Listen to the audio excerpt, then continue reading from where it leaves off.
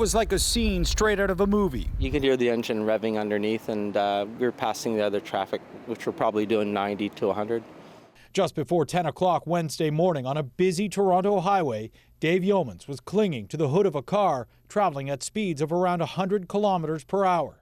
So what's going through your mind then? How long before he comes to his senses? Yeomans says it all started when he refused to allow another driver to merge in front of him. He says the other driver became incensed and started shouting profanities. He stop checks you, and that's how he gets you to stop? So he did it about 4 times. The two vehicles eventually came to a complete stop in a live lane of traffic.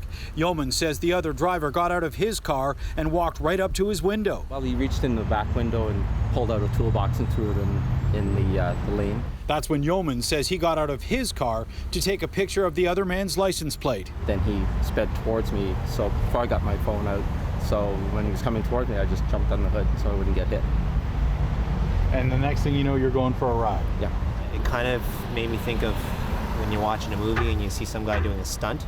Daniel Yang captured this video on his dash cam. Talk about what goes through your mind when you look over and you see a guy on the hood of a car traveling at that rate of speed. First of all, it's a shock thing, so there's shock value there, and then it just, for me, it was just more of a safety thing. Think about how quickly that this could have turned into a fatality. Ontario Provincial Police Sergeant Kerry Schmidt says they have arrested the man behind the wheel of that car. 42-year-old Edward Ennis is charged with dangerous driving and assault with a weapon, referring to his car.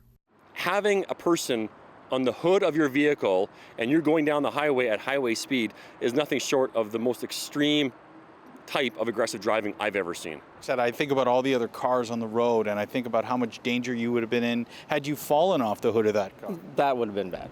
Yeomans says he was on the hood of that car for about a half of a kilometer. Then he just stopped and let you off? No, he stopped really abrupt, I guess, trying to slide me off the hood.